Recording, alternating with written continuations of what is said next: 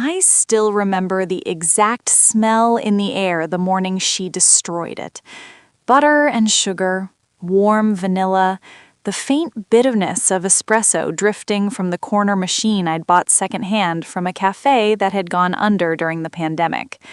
The neon Magnolia and Maine sign glowing soft pink against the brick wall I'd scrubbed myself for 3 straight nights. My dream bakery. Mine. I'd opened the doors at 5:30 a.m., like I did every morning. Downtown Cedar Falls was still quiet at that hour. The streetlights hummed, delivery trucks growled past. My breath fogged against the cold glass as I unlocked the door. I remember thinking, this is it. This is the life I built from nothing. By 7 a.m., the usual crowd had trickled in.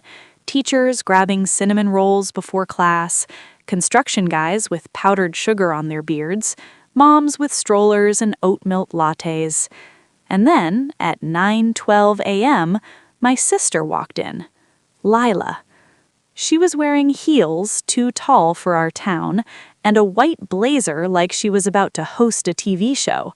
Her blonde hair was glossy and perfect, not a strand out of place. She didn't look at me at first. She looked around. At my walls, at my display cases, at the chalkboard menu I'd hand-lettered. She smiled. Not the proud kind, the calculating kind. "Wow," she said, dragging the word out like taffy. "You really did it." I wiped my hands on my apron. "Yeah, I did." She stepped closer to the display. "These are cute." She tapped the glass over my lemon lavender cupcakes. "A little rustic." Rustic? I'd heard that word my entire life from her. Rustic meant not polished, not refined, not good enough. "I like rustic," I said lightly. She didn't answer. She walked toward the back hallway, the hallway that led to my office, my kitchen, my storage. "Lila," I called, trying to keep my voice calm. "Customers." She waved her hand like a queen dismissing a servant. "Relax." By the time the morning rush slowed, she was sitting at my office desk, my desk, her legs crossed, her phone out, taking pictures. "What are you doing?" I asked. She looked up at me like I was the one being unreasonable. "I'm planning." "For what?" She leaned back in my chair. "For when I take over." I laughed. Actually laughed because it was so absurd. "Take over what?" "This," she said simply, gesturing around her. "The space, the brand, the location." My stomach dropped, but I forced a smile. "You don't even bake." She shrugged. "I don't have to." The air shifted. Something in her tone felt final. "What are you talking about?" I asked. She stood up slowly, walked past me into the kitchen. I followed her. She picked up a tray of cooling croissants. "You know I've always wanted to open a flower boutique. High-end, custom arrangements, bridal contracts, corporate accounts." I blinked. "Okay, and?" She set the tray down, too hard. One croissant fell. "I found the perfect spot," she continued. "Downtown, great foot traffic, beautiful brick interior." My chest tightened. "No," I said quietly. She smiled again. "Yes." "You can't be serious." She turned toward the counter and, I swear to God, she swept her arm across it. Flour bags hit the floor, metal bowls clanged, my glass jar of imported Madagascar vanilla beans shattered. The sound was violent. Customers in the front gasped. "Lila!" I shouted. She didn't stop. She grabbed a stack of cake boxes and threw them, opened the fridge and shoved a tray of strawberry shortcakes off the shelf. Red syrup splattered against the tile like blood. "I'm taking it," she said calmly over the chaos, "for my flowers." My heart was pounding so loud I couldn't hear anything else. "This is my business." She stepped closer to me, close enough that I could smell her expensive perfume. "Dad signed the building over to me." Everything inside me went silent. "No," I whispered. "He did." "That's not possible. I have a lease." "Had," she corrected. The word hit like a slap. "He's restructuring assets," she said smoothly. "Tax reasons, estate planning, whatever." I stared at her. "You knew," I said slowly. "Of course I knew." The front door opened and closed as customers slipped out awkwardly. "Why?" I asked. She tilted her head. "Because you're good at baking, not business." "I built this." "You built a hobby," she said. "I'm building something scalable." And then she walked out, just like that, leaving flour on the floor, broken glass, ruined pastries, leaving me standing in the wreckage of my own dream. I didn't cry right away. I cleaned, because that's what I do. I fixed what she broke. But that night, sitting alone on the kitchen floor, I finally called my dad. "Please tell me she's lying." Silence. Then, "It's complicated, Emma." That's when I knew. He'd done it. He'd transferred the deed. The building wasn't mine. It never had been. And suddenly I understood. I hadn't been building a dream. I'd been building it for her. The next week was war. Legal notices arrived, my lease voided, 30 days to vacate, 30 days to dismantle the bakery I'd poured 5 years into. I didn't tell anyone at first. I smiled at customers, I baked extra, I took wedding cake orders I knew I wouldn't fulfill, because I needed time. Time to think, time to plan. Lila started renovations immediately. She showed up with contractors measuring walls while I was still frosting cupcakes. "We're knocking this out," one of them said, pointing at my hand-painted mural. I stood between him and the wall. "Touch it," I said quietly, "and I will personally escort you out." Lila laughed from the doorway. "Don't be dramatic, Emma." Dramatic, like I hadn't given up everything for this place, like I hadn't worked double shifts at diners to save enough for ovens, like I hadn't slept on flour sacks during launch week. I went home that night and pulled out every document I had. Bank statements, invoices, email chains, and then I saw something. A clause in my original investment agreement. A clause about improvements, about equity reimbursement. If the property owner terminated the lease early, they were legally obligated to compensate for permanent upgrades funded by the tenant. I'd funded everything. The plumbing, the electrical rewiring, the commercial-grade hood system, the custom display cases bolted to the floor, all of it. I called a lawyer the next morning, a woman named Carmen Reyes, with sharp eyes and sharper instincts. She listened without interrupting. Then she smiled slowly. "Oh," she said, "they made a mistake." That's when something shifted inside me. I wasn't the crying little sister anymore. I was the one who knew exactly how much her dream was worth. And if Lila wanted it for her flowers, she was going to pay every single dollar. But I didn't tell her that yet. Instead, I baked, more than ever. Word spread about the closing. Customers lined up around the block. Local news ran a story. "Beloved bakery forced to shut down." Lila hated that. She stormed in one afternoon holding her phone. "Did you call the press?" "No," I said sweetly. "People just love croissants." Her jaw tightened. "You're embarrassing the family." I laughed softly. "No, you did that." She leaned in close. "You think you're winning?" I held her gaze. "I think you underestimate me." She walked out again, but this time she didn't look so confident, and neither did Dad when he showed up 3 days later asking to talk. I invited him to sit at the tiny metal table by the window.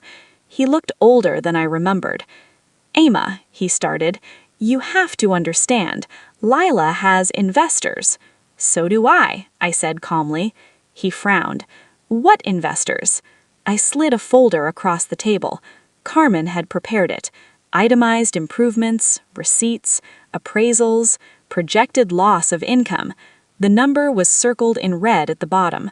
$418,000. Dad's face drained of color. You can't be serious. I am, I said quietly. That's extortion. No, I said quietly, that's equity. He stared at me like he was seeing me for the first time, and maybe he was, because I wasn't the quiet, supportive sister anymore. I was the one who knew the numbers, and Lila, she just smashed the wrong woman's dream. The demolition crew was scheduled to start in 2 weeks. Lila had already ordered custom marble counters for her flower bar. She was planning a champagne launch party, invitations printed, local influencers tagged. The look on her face when she realized the building was legally frozen? That was the first time in my life I saw fear in Leela's eyes. Not irritation, not superiority, fear. She held the injunction papers like they were contaminated. "This is temporary," she said, her voice tight. "My lawyer will tear this apart." "Maybe," I replied calmly, "but until then, no renovations, no demolition, no flower bar." Her jaw flexed. "You're being vindictive." I laughed softly. "You smashed my kitchen." She stepped closer to the counter, lowering her voice. "You're going to ruin everything over some ovens?" "Not ovens," I said. "Equity. Sweat. 5 years of my life." For a split second, something flickered in her expression. Annoyance turning into calculation. Then she straightened up. "Fine, let's negotiate." There it was. The word she'd never used with me before. Negotiate. We met 3 days later at her lawyer's office. Tall glass building, white walls, everything smelled like lemon cleaner and money. Carmen sat beside me, calm as ever. Leela didn't look at me when we sat down. She addressed Carmen directly. "This claim is inflated." Carmen smiled politely. "It's documented." Her lawyer flipped through the pages. $418,000 is absurd. It includes projected revenue loss and the cost of reinstalling tenant-funded improvements elsewhere. Leela's eyes snapped toward me. "You're not reinstalling anything. You're done." I held her gaze. "Who said that?" Silence. Dad wasn't there. Interesting. Leela leaned back. "You can't afford to move a commercial kitchen." Carmen slid another document across the table. Pre-approval letter. Business line of credit. Signed by a local bank. I watched Leela read it, watched her confidence crack another inch. "You went to the bank?" she asked. "I went to 3, I said. The truth? I hadn't slept in days making those appointments. I'd swallowed pride, I'd shown spreadsheets, growth charts, community testimonials. Turns out people believe in you when you show them numbers instead of tears. Her lawyer cleared his throat. "Even if this holds, litigation could take a year." Carmen nodded correctly. "And during that year, the property remains unusable for structural modification." Leela's face hardened. A year. A year of paying property taxes. A year of no flower boutique. A year of investors asking questions. She turned to me finally. "What do you want?" There it was again. Not "what do you need?" Not "how can we fix this?" "What do you want?" I folded my hands in my lap. Fair buyout for improvements, relocation costs, branding damages. Her laugh was sharp. Branding damages? You publicly announced my closure before legally securing the space. Her lips pressed into a thin line. I leaned forward slightly. You thought I'd cry and disappear. She didn't answer. You've underestimated me our entire lives. Her eyes darkened. Don't make this personal. It's always been personal. The meeting ended without agreement. But here's what changed. She wasn't certain anymore. And uncertainty makes people sloppy. That week, something unexpected happened. Her investor called me. I almost didn't answer the unknown number. Is this Emma Collins? Yes.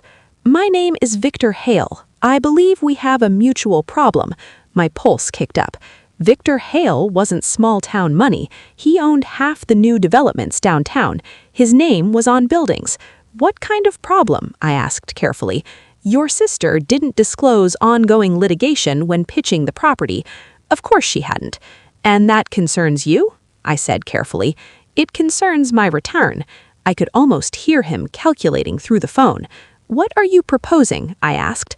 "A meeting." We met at a coffee shop that wasn't mine. He was older, precise, wearing a navy suit that probably cost more than my first oven. He said plainly, "I invest in growth, not family disputes." I said, "This isn't a dispute, it's a breach." He studied me. "You're confident." "I'm prepared." He nodded once. "Your sister pitched a luxury floral concept, high margins, event contracts. She did not mention $400,000 in potential liability. That seems like an important detail." "Yes," he said dryly, "it is." He stirred his coffee slowly. "If I withdraw, she collapses." I didn't respond. He watched me carefully. "You don't seem surprised." "I know my sister," I said quietly. He leaned back. "What do you want, Miss Collins?" The same question again. "What do you want?" I met his eyes. "I want to relocate my bakery 2 blocks over. There's a vacant corner lot, bigger windows, better parking. I need capital to move fast." He raised an eyebrow. "You're asking me to invest in you?" "I'm offering you a stable return, proven revenue, community loyalty." He was silent for a long moment. "Your sister says you're emotional." I smiled faintly. "I bake for a living. Emotion sells." He laughed at that. For the first time, I felt the shift. He wasn't looking at me like Leela's little sister. He was evaluating me. 2 days later, Leela showed up at the bakery again, but this time she wasn't smiling. "You went behind my back," she hissed. "I don't recall signing a non-compete." She stepped closer. "Victor pulled half his funding." I tilted my head. "That's unfortunate. You sabotaged me." "No," I said softly. "You sabotaged yourself." Her composure cracked. "You've always been jealous." I actually felt tired hearing that. "Of what?" I asked gently. "Dad's approval? His money? You can have both." She looked like I'd slapped her.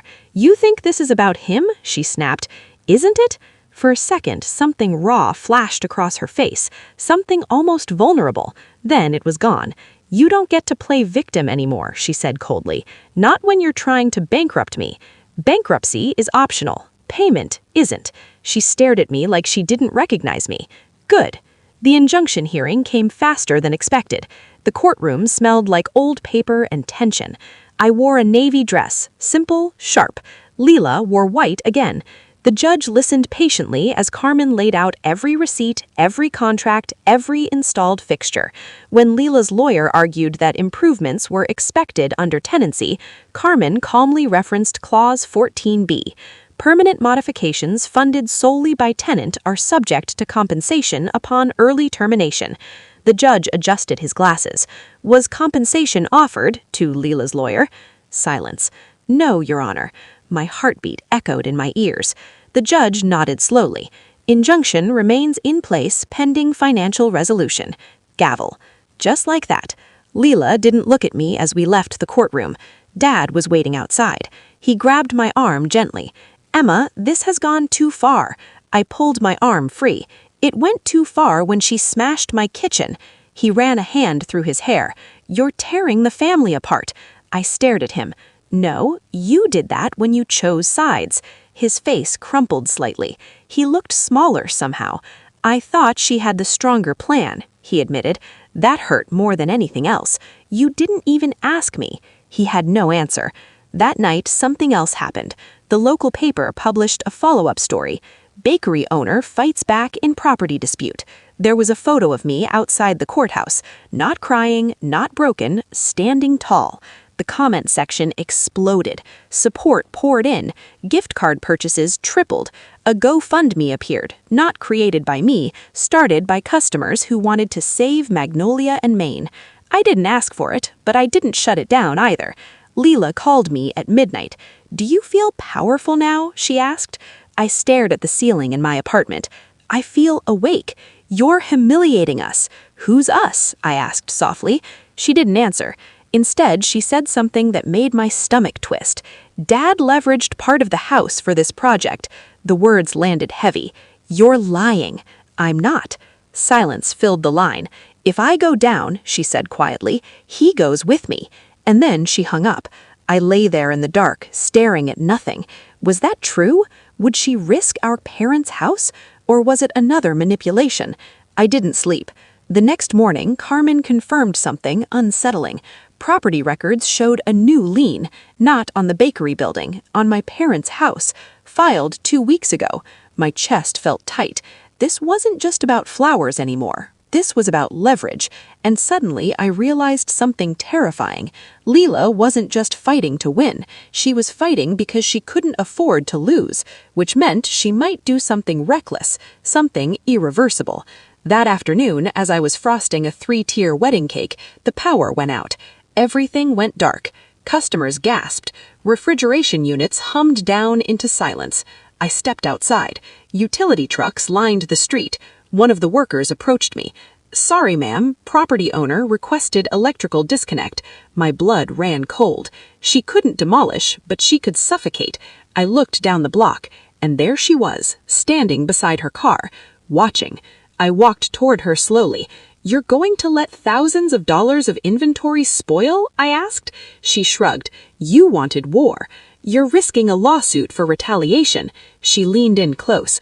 "You're risking Dad's house." The air between us felt razor thin. "Why are you doing this?" I whispered. Her voice dropped. The look on her face when she realized the building was legally frozen? That was the first time in my life I saw fear in Leela's eyes. Not irritation, not superiority, fear. She held the injunction papers like they were contaminated. "This is temporary," she said, her voice tight. "My lawyer will tear this apart." "Maybe," I replied calmly. "But until then, no renovations, no demolition, no flower bar." Her jaw flexed. "You're being vindictive." I laughed softly. "You smashed my kitchen." She stepped closer to the counter, lowering her voice. "You're going to ruin everything." The generators arrived before sunrise. I didn't wait for her next move. I called every rental company within 50 miles until someone agreed to deliver 2 industrial units. I paid extra for rush service. I paid extra for silence. I paid extra so the trucks wouldn't have my bakery name printed anywhere on the invoice. By 6:15 a.m., Magnolia and Main was humming again. Extension cords ran like veins along the floor. The refrigerators kicked back on. The ovens glowed. My espresso machine sputtered once, then breathed back to life. I stood there in the dim light, flour on my hands, and felt something shift inside me. She could cut power, but she couldn't cut will. At 8 a.m., the line wrapped around the block. Word had spread overnight. "Support Emma Day." People brought folding chairs. One woman dropped off a bouquet of sunflowers and said, "We don't need another flower shop. We need you." I almost laughed at the irony. When Lila pulled up mid-morning, she didn't get out of her car right away. She just watched. The generators were loud, obnoxious, impossible to ignore. I met her gaze through the window. Then I turned my back on her. By noon, her investor called again. "Victor." "I see you're operational," he said. "For now." He paused. "Your sister is hemorrhaging." "That sounds painful." "She's requesting emergency capital." And I declined. There it was. The shift. "You're backing out completely?" I asked. "I don't fund instability," he replied evenly, and she failed to disclose too much. I leaned against the counter, lowering my voice. "What happens now?" "It depends," he said, "on how far you're willing to go." The question hung heavy. How far was I willing to go? Because here was the truth no one saw on the news. This fight was exhausting. Every smile I gave customers cost me something. Every legal invoice made my chest tighten. Every night I lay awake wondering if Lila was bluffing about the house. 3 days later, I got my answer. Dad showed up at the bakery again. But this time, he didn't try to talk inside. He waited outside by the generators. His shoulders looked heavy. "I made a mistake," he said before I could speak. The words stunned me. He'd never said that before. "Which one?" I asked quietly. He swallowed. "Transferring the deed, trusting projections over proof." "You trusted her," I corrected. "I thought she was stronger." The old wound flared. You thought I was small." He closed his eyes briefly. "I thought you were safe," he admitted. "You never asked for more." That hit differently. Not small, safe, like I didn't need backing because I never demanded it. "I shouldn't have to demand belief," I said. He nodded slowly. "I'm refinancing the lien. The house won't be collateral anymore." My breath caught. "What?" "I won't lose my home over this, and neither will you. Lila won't like that. She doesn't have to." For the first time in my life, my father didn't sound afraid of her reaction. That changed everything, because leverage had just disappeared. That afternoon, Carmen called. "They want to settle." Of course they did. Without the house as backup and without investor support, Lila's timeline collapsed. We met once last time. Same glass building, same lemon cleaner smell, but Lila looked different. Tired, not defeated, but strained. Her lawyer slid the revised offer across the table. Full reimbursement for improvements, relocation costs, brand damages, plus interest. The total was higher than my original claim.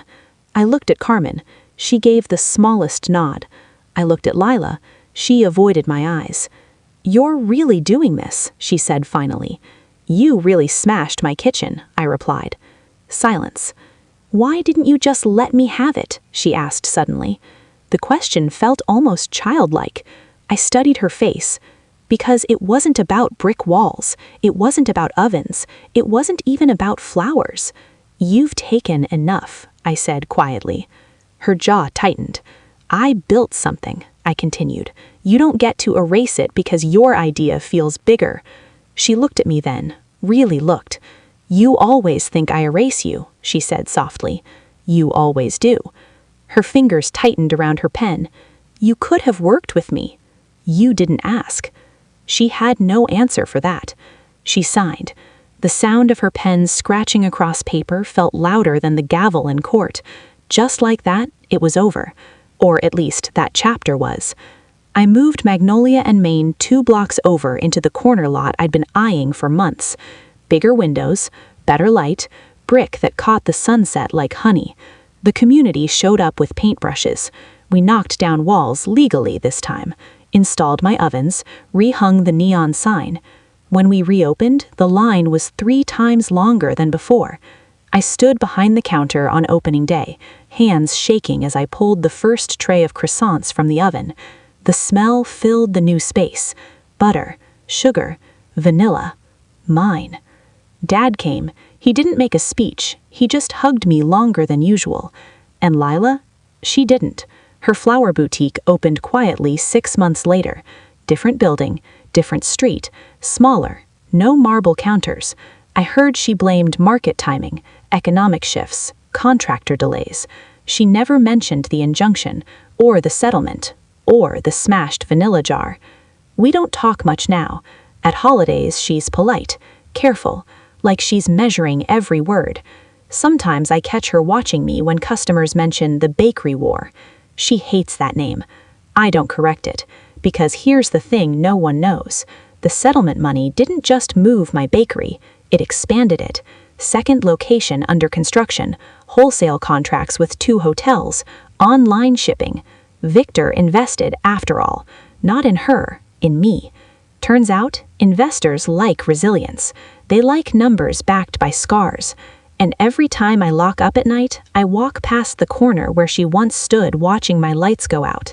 I remember the sound of glass breaking, the red streak of strawberries on tile, her voice saying, "I'm taking it for my flowers."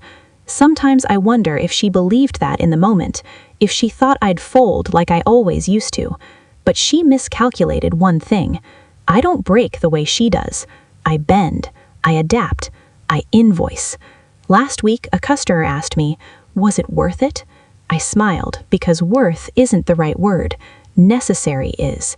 If she hadn't smashed my dream, I might still be playing small, still believing safety was enough. Instead, I learned something about myself in the wreckage.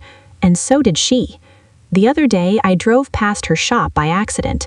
Through the window, I saw her arranging white roses. Perfect symmetry, careful hands. For a second, our eyes met through the glass. No smiles, no waves, just recognition. 2 women who went to war and survived it differently. I don't know what she's planning next. With Lila, there's always a next. But here's what I know. Magnolia and Maine isn't going anywhere. Not because of a building, not because of a lease, but because it lives in my hands. And if you've ever built something people tried to take from you, if you've ever been underestimated, if you've ever been told you were too small to fight back, then you already understand this story. And if you want to see what happens next, with the second location, with the contracts, with whatever storm my sister decides to stir up next, make sure you stick around. Like this story if you felt every crack of that shattered glass. Share it with someone who needs a reminder that quiet doesn't mean weak. And subscribe because trust me, this isn't the last time someone tries to take what's mine.